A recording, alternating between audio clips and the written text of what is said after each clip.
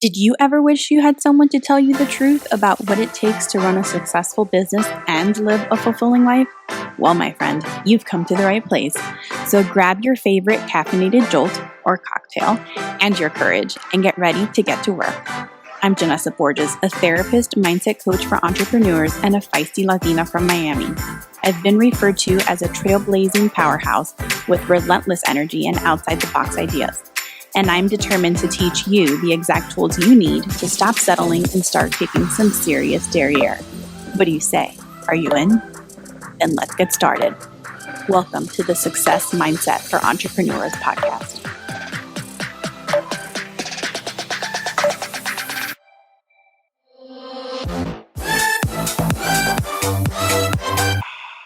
In my clinical training as a therapist, we're taught how to do what we do seamlessly.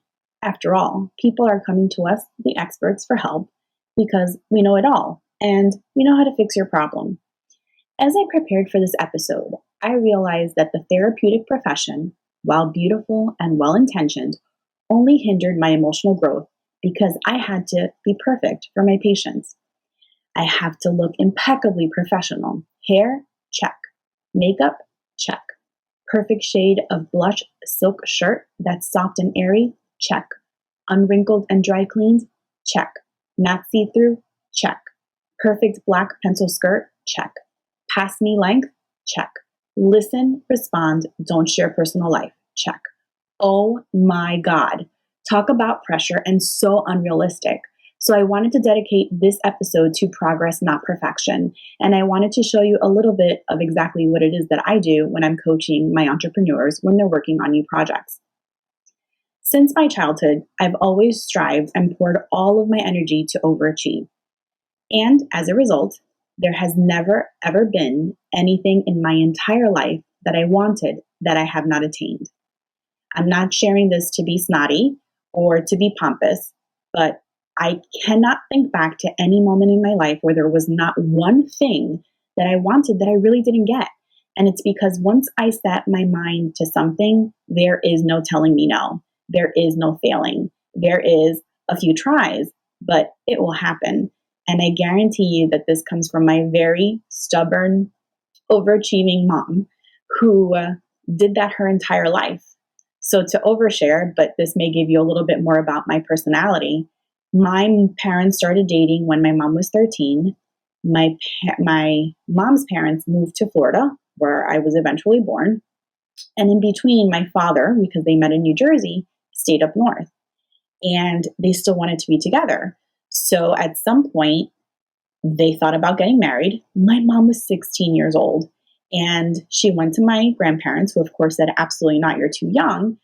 And she must have pursued the situation. And they finally looked at her and said, fine, once you finish high school, you can get married. Well, do you know what she did, guys? She went to night school and she finished early. Yes, she finished high school at 16 because she had it set in her mind that she wanted to get married to my father. And the only way that was going to happen was if she graduated high school. So she did. So if you need to know a little bit about who I am and where I come from, that's a little snippet. This is also the mother who started me off in school early because she felt that I was ready. And I know there's a lot of mixed reviews about this, especially in 2021, but I was 5 or 6 years old. She felt that I was ready. I had been in preschool and pre-preschool and I was ready. And so she went, public school wouldn't take me because I didn't meet the age cutoff. So she went to a private school in Miami and she presented and she said, she's ready. I'd like her to start. I'd like her to start here. I'd like her to start first grade. And they said, well, she's still too young. She doesn't meet the cutoff. And my mom goes, I understand. Do you know what? Give her a chance. If she fails, then that's okay. She'll just repeat the year. And since it was a private school, they didn't have to follow the same rules. And I'm sure they were happy to accept her money. So guess what happened? She pushed. I got into first grade and I made it. And ever since then, I've been a year ahead.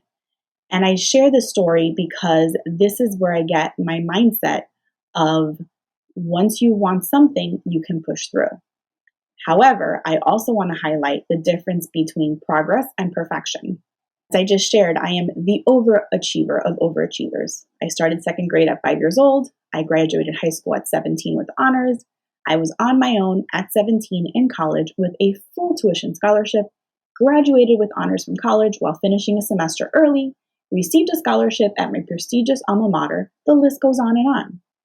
Everything had to be perfect. My grades had to be perfect. My assignments were completed before they were due. They were months early. There were even times in college that I submitted papers to my favorite English professor, who was real and raw and offered us the opportunity for constant feedback. There was a paper that I probably wrote and resubmitted, poor woman, about 10 times. I'm not exaggerating. I wanted the perfect grade. And the more I worked on it, the more my grade improved until I decided that it was as good as I could possibly make it. And it was. I earned my A+. It wasn't until this very moment that I realized my professor's strategy wasn't about perfection. Her strategy was about progress and skill. The more I attempted to perfect the paper, the more I was learning. It was actually genius of her. The message I want to relay to you is that if you try to be perfect, which is completely impossible and unsustainable, you're never going to start. In life, in entrepreneurship, in relationships, you're going to make mistakes. Things are going to get ugly. You're not going to look your best. You're not going to be smoothing your emails. You're not going to create the perfect online course the first time around. You're not going to always catch the typo in the post you made. You're going to reread and rewrite things, and you're still going to make mistakes. It's called being human. As you're listening to this, I can guarantee that there has to be at least 10 things in your life that you haven't even attempted because you're so scared you'll fail. You haven't started because you want to do it right, the right way, the perfect way. And if you continue on this path, my friend, it's never going to get done. I want you to repeat after me. Progress, not perfection. I want you to make this your new mantra. You're not perfect. You are perfectly imperfect. You're going to make mistakes. You're going to fall. You're going to fail. The difference between someone who is successful and someone who fails is resilience. It's what you do after you fall that makes all the difference in the world. I'm going to walk you through highlights of a coaching call that I had recently with a coaching client that is an entrepreneur who was working through creating her first launch for her first digital course. I promised to honor her, and she honored and respected and allowed me to share with you snippets of advice, encouragement, tips, and tricks that I shared with her. So you're not going to be hearing her questions, and we've done our very best to edit out and make it sound flowy and smooth. But I wanted to share with you my words of wisdom when she continued to doubt her ability to move forward in her first live launch. And I myself just went through an incredible program because, as you know, I am the forever student. My tia Lydia always tells me, you have how many masters and how many bedrooms? And her joke is, you always are a lifelong learner. In fact, my father calls me the forever student because I always love to learn and absorb and learn to teach others how to do the same. I go through this course. I launched my first course. There were bumps and there were highs, and this is natural to any process. Because my specialty is really working on mindset, really understanding the fabric of people and how they work, I spoke with this other classmate, I'll say, of mine, who is really feeling stuck in moving forward, who is about to launch any day, and she really wanted to do so many things, and she was really doubting herself, and she was doubting her confidence. But I want you to listen to the next few moments of the rest of this episode that is specifically for those who are doubting themselves, with a special highlight for my live launchers for any digital course that they have coming up. And even if you've launched already, I know you're going to find value in this. Okay, so the first thing I will say is it doesn't matter how long you have done anything or how long you've been in an industry or how long you've been a parent or you've been married. When it is you and you are in it, it is very hard to feel or see your way out of it. So the first misconception that I want to rule out for everybody is that just because I've always done this doesn't mean that it's going to feel comfortable or confident. Chances are you're doing something either differently in a different way or something out of your comfort zone. You may have 20 years experience in what you're doing or what you're teaching, but this is the very, very first time you have a digital course.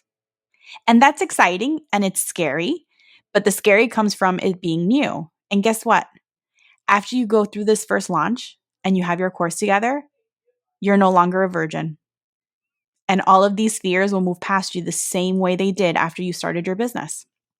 So that's the first thing. I need you to know just because you bring 20 years experience, I'm not minimizing that, but I don't want you to feel frustrated with yourself because it doesn't feel this easy now because you're doing something completely different. I'm a stepmom and I've been working with kids for over 20 years and I have two toddlers of my own and they're 18 months apart. And I will tell you, when I had my daughter, it was, don't put her on the floor. Be careful. Let me sterilize. Where is the grocery cart cover? Where is the foam to put down that I'm going to pick up after we play so nobody walks on it with the germs? By the time my son came around, I was like, 5-second rule. And I want you to think of that, not because I love them less, but because I was more confident and comfortable in what I knew because I had already passed through the unknown. So you are in a place of unknown now, and that's okay. It's exciting, right? I want you to feel that same excitement. Remember, even when you gave birth, you're like, oh my God, I have a baby. Oh my God, I'm responsible for another human being. You're looking for support with people that are surrounding you. And for most entrepreneurs, unless they're inside a hub of other entrepreneurs, most of their family members, friends, if they're not creative people, and creative, I mean entrepreneur minded, it's a different fabric and caliber of people, and they don't get it. And whether they're supportive or they're not supportive, whether they're saying, hey, it's no big deal, you're going to do great, they don't know what it's like to be in your shoes because you have so much energy and emotion wrapped up into this project. So the first thing is you can love them dearly. And the way that you can have them support you is by the things that they can understand, right? So whether it's like, hey, can you take care of dinner? Hey, I need some quiet space. Hey, I really need to sleep. So you need to delegate out to those people that don't get it, the things that they can get for you. Something else you have to remember is no matter how much people around us love us, and it's the same thing as it's a different type of fabric, they can have potential, they can be great, they can be supportive. But you also, that's a mindset as well. You can't hope or wish that they are as excited or as energized about it as you are, because the only person you're going to hurt or disappoint is yourself. That doesn't mean that they are not excited for you, but I want you to spend less energy on looking at those things and more energy on what you need to get done. So let's talk about the overwhelm, the burned out. I just finished going through my first official DCA launch and I did it. But the reason I mentioned that is I know exactly what you're describing because we all feel it. Let's break down exactly where you're feeling burned out. Let's talk about exactly what you're doing, what you need to get done, what supports you've implemented to get those things done. So let's get to work. The second you let go of the attachment and the pressure you're putting on yourself and this course to be perfect, the second it will feel so different for you. I need you to think about why you wanted to create this to begin with. And it's not about, it doesn't matter if anybody buys. Let's put in our mindset that you are just here to serve. And it's a bonus if they buy. It's a bonus, but that's not what your goal is. I know that's your goal, but I want you to change that mindset. I really do, because once you remove that pressure, it is so different. And I tell you because it happened to me. It's happened to me on a lot of different things. The second thing I hear you saying as well is, as people that are used to serving and giving, it is so very hard to ask. And you're concerned about asking for the sale. But I need you to understand something as well. You are not asking for the sale. You are serving them. You are teaching them. You are supporting them. You are giving them your time. And then you are offering to help them if they want. You're not selling. You're offering an opportunity. And once you feel the difference in that, it's not going to feel like sales. You're adding too much to your plate. Nobody's telling you to do this. You're doing it to yourself. So I need you to take a step back for a second. And out of that long list of things you need to do, are there things you're adding that you don't need this time around? You do not have to do it yet. Focus on your launch. Do you know when I started recording my course? After my launch, my master classes were done 4 days before it was released. And I record them every week before. Is that the best way? Not, maybe. Amy suggests a greater buffer, but why do you need to have it done now?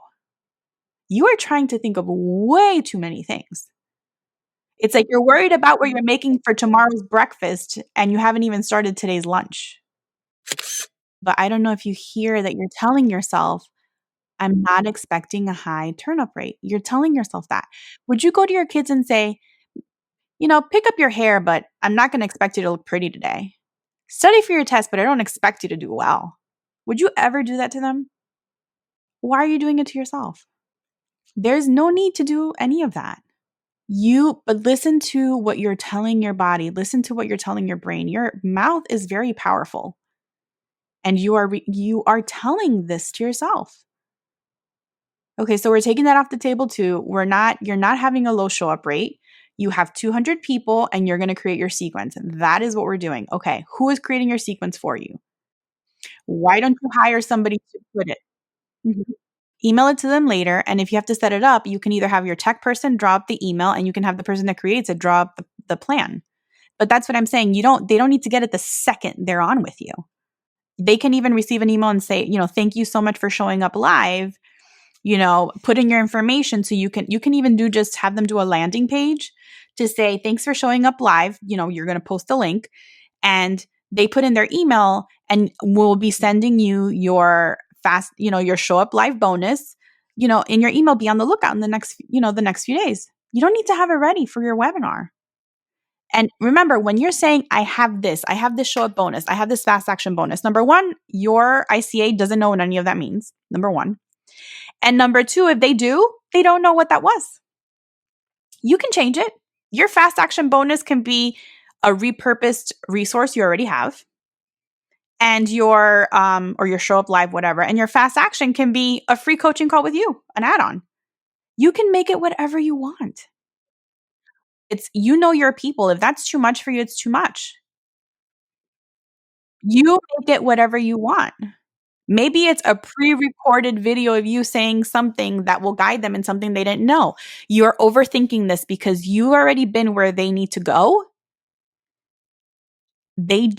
They're not at your caliber yet, and not in a bad way. You're overthinking the complexity of it, but you have to remember, where are they in their process? You just finished admitting that even though you've done Facebook ads before, and it's not judgment, but that you wasted 2 days. What could you have done with those 2 days? Even if you slept so you could be fresh for what you were doing. But don't be frustrated, just take off of your plate. And that's the thing, and when you don't have control over those things, it feels very chaotic. But again, I would then definitely, if you can, I know you can't, you're already committed to this, but in the future, definitely don't add on things that are variables. You want things that you can control, right? If you're hosting a class, you know what you're doing, you know your panel, you know what's going on. But when you're going to other people's events right before your launch, that's energy you should be spending on your pre-launch. That's like torture for you. And the energy you need to go up with when you do that, when you meet with your team, is like, guys, I'm so excited. We've all worked so hard. We have 8 founding members we're going to love up in a few days. And no matter what, we've done amazing and we know how to do it next time. That is such a different presentation than, "Oh, I hope I do well because they're really counting on me and they've poured so much energy and we've worked so hard and I don't want them to worry about me and I don't want." Listen to all the things you're telling your mind, "It's probably not going to work." And I feel really bad for everybody who's going to feel really bad for me. How is that helping you? So there's like, we're going to have an amazing trip, or we're going to have an awesome time no matter what we do as long as we're together, or there's going to be like, well, the trip may not be good, but at least we're going away. Those are three very different ways of thinking about something for everybody. Are you sure? What are you doing leading up for the next few days once all of this is done? Are you having like a quiet space? Are you getting to like sleep in, or like what are you doing to prepare for these next few days? Because it is intense. It's exciting, but it's intense leading up to it. And because you're giving so much of yourself when you're presenting, you're kind of like emotionally tapped out at the end. So you want to make sure that you are building in and scheduling in not more things for you to worry about, but things to like regroup after. So whether it's like pizza night with your family or a glass of wine with your husband or whatever it is in between, I don't want you to add more things in between all of these. Like there should be nothing else going on. When you're trying to do all the things at once, you dilute everything you're doing. So I would rather have you focus all of your energy on your launch, not your course. We're not there yet. On your launch, and make it a really good launch. And every single idea, and I need you to promise me though, every single idea that pops up into your head that you want to do for this launch, you're going to say, yeah, it's a great idea. Genesis told me I'll do it next launch. Save it for the next launch. I want you to make the most perfectly imperfect attempt at the effort of trying to do something that you have been waiting to do because you wanted it to be perfect. I want you to understand that whether you feel like you failed or you succeed, without a doubt, what you have done when you finally accomplish this is that you've grown. That was it. It was a very intense coaching call, and I hope that you were able to access exactly the key points that I was trying to share, because there is so much that you are meant to share with the world, and I don't want your thought of perfection to isolate you from moving forward. I'm a big believer that everything that we put out into the universe, somebody is meant to hear. And I'm hoping that the message you are meant to hear today comes across to you. As always, I created a free resource because I want you to take everything that we talked about in mindset today and the perfection train and make changes to achieve your goals. So make sure to visit janmarietlc.com/4 for episode 4 to access the free resource. Thank you so much for joining me today. I am so excited you tuned in. The best way to find out the second a new episode is released and receive all the valuable tools and actionable steps I share is to subscribe to the podcast. So make sure you do that. If there are any topics you'd like addressed, or if you have any burning questions you want answered, visit janmarietlc.com/podcast. And make sure to share this with any other entrepreneur friends that you know can benefit from learning the mindset it takes to create a business and life they truly love. And last but definitely not least, I would love your feedback. So leave a review and I'll make sure to share that love on a future podcast episode. Sending you so much love. Until next time.